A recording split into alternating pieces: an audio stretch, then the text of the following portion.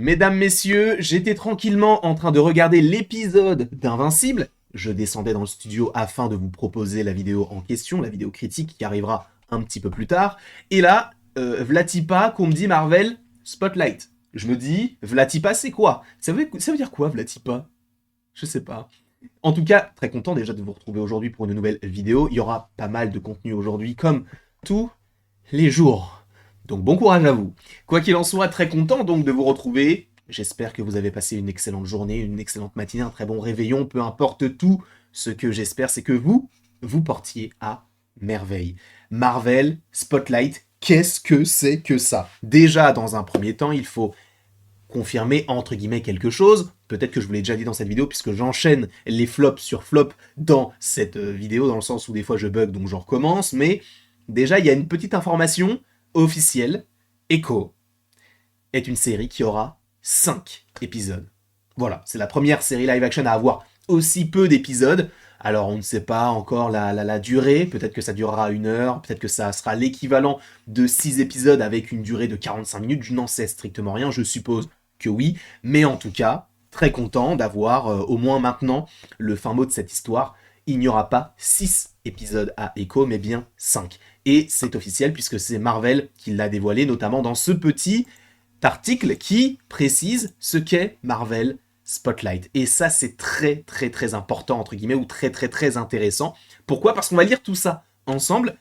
Marvel Studios dévoile Echo lors de la célébration du Shockto Day. Alors, il faut savoir que qu'est-ce que c'est le Shockto? En gros, si je ne dis pas de bêtises, c'est une communauté native américaine et c'est en lien, bien sûr, avec les origines du personnage d'Echo. Les épisodes ont été présentés par le réalisateur Sidney Freeland, qui a été rejoint par Seth Fairchild, directeur exécutif des services culturels de Shockto Nation, pour une conversation de questions-réponses après la projection.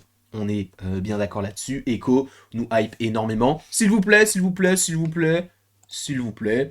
Un petit taux de hype, on l'a fait en live, mais j'aimerais bien savoir en pourcentage votre taux de hype sur Echo, mais en fait en partant de ce que vous aviez avant le trailer, ce que vous avez après le trailer. Peut-être que ça sera 0-0, mais j'aimerais bien avoir genre, admettons 15%, et là vous avez, j'en sais rien, 23%.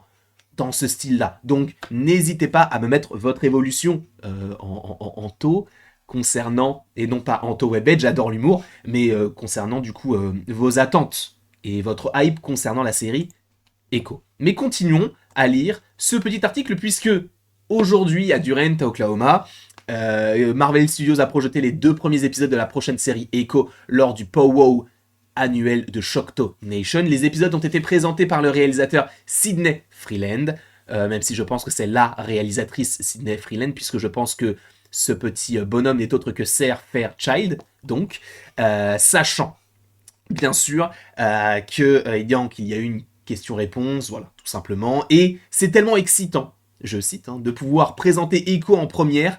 C'est extrêmement significatif pour moi d'avoir cette projection dans Shockto Nation, donc a déclaré Freeland.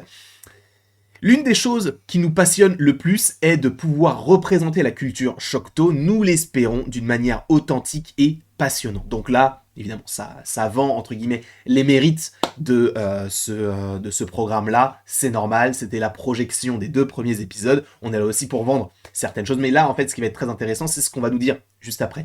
C'était en quelque sorte des retrouvailles pour le cinéaste, le chef de file de la série, ou du coup, en tout cas, le personnage principal, donc Maya Lopez, est Shockto, et la série met en lumière la culture, les légendes et l'histoire Shockto tout au long des 5 épisodes. Donc là, à nouveau, nous avons la confirmation qu'il n'y aura que 5 épisodes, et c'est la première fois pour une série en live action, puisque je crois, si je ne dis pas de bêtises, que I Am Groot a 5 épisodes. Mais encore une fois, c'est un format qui est différent, puisque de l'animation, puisque 5 minutes à peu près, générique inclus. Là, on serait plus sur des épisodes, en tout cas je l'espère, de 50 minutes, 1 heure. Voilà.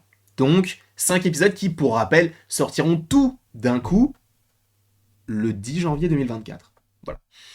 On continue. Pendant la production et la post-production, les cinéastes d'Echo ont travaillé en étroite collaboration avec la nation Shockto et les conseillers de l'organisation autochtone dirigée par des femmes illuminatives. Les membres du public d'Oklahoma ont également été les premiers à voir la nouvelle bannière Marvel Spotlight, avec une fanfare musicale composée par Michael Giacchino, collaborateur fréquent de Marvel. Il faut rappeler que Michael Giacchino, au-delà d'être un compositeur de renom, puisque c'est lui qui a fait la musique de The Batman, je crois, c'est lui qui a fait la musique de Lao, pour ne citer que cela. Je pense qu'il a aussi fait la musique de Ratatouille, mais je ne suis pas sûr.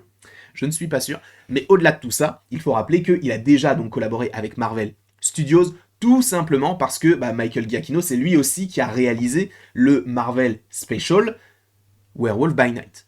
Donc, voilà, on a l'impression qu'on tend en tout cas vers plusieurs petits labels, évidemment Marvel Studios, les Specials, et là on part sur toute autre chose, et d'ailleurs il y a une petite vidéo de présentation, et on va la regarder tous ensemble. Je n'ai pas du tout regardé, j'avais lu évidemment l'article avant, mais là au moins vous allez voir ce que c'est réellement Marvel Spotlight. Donc les membres du public de Wakaoma, ça on l'a déjà lu. Marvel Spotlight est enraciné dans les 85 ans d'histoire de l'édition Marvel Comics. Spotlight était une série de bande dessinée d'anthologie introduite pour la première fois en 1971, et c'était à l'origine de personnages Marvel bien aimés comme Ghost Rider ou Spider-Man. En gros, ce sont des programmes, en tout cas comme on le vend là, qui auront un début, un milieu, une fin, et qui se focaliseront sur un personnage en particulier.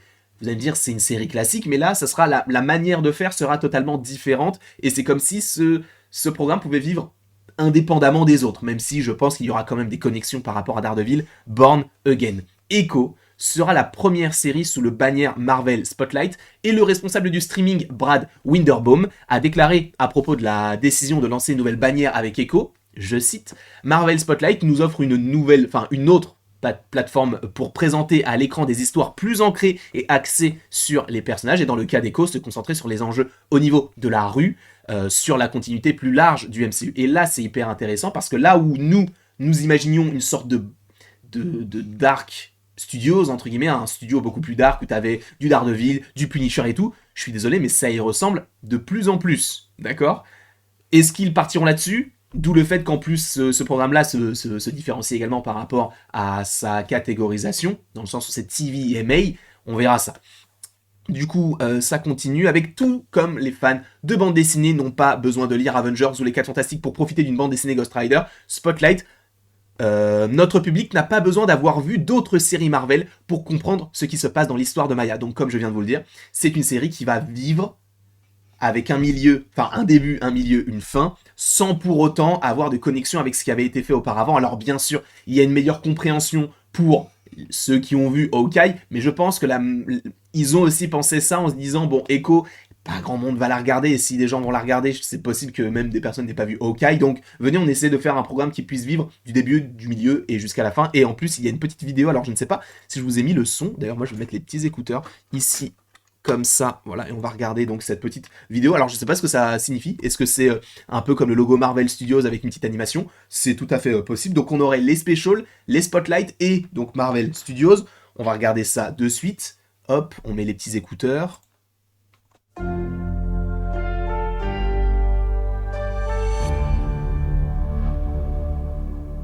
Ok.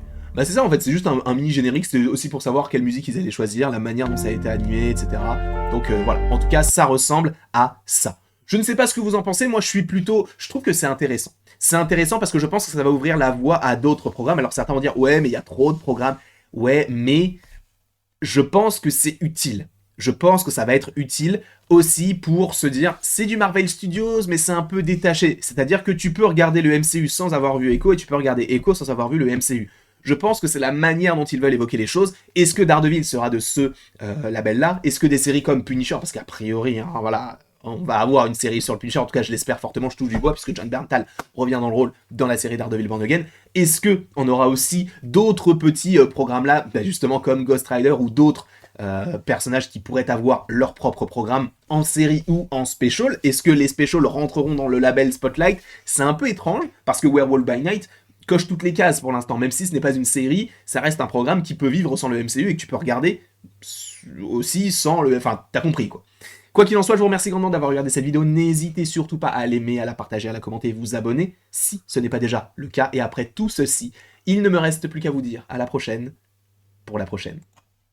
Mais d'ailleurs, n'hésitez vraiment pas à me donner votre avis concernant ce nouveau label. Je ne sais pas ce que vous en pensez. Rendez-vous dans les commentaires, tout simplement. Pourquoi j'ai fait une voix de présentateur télé des années 70?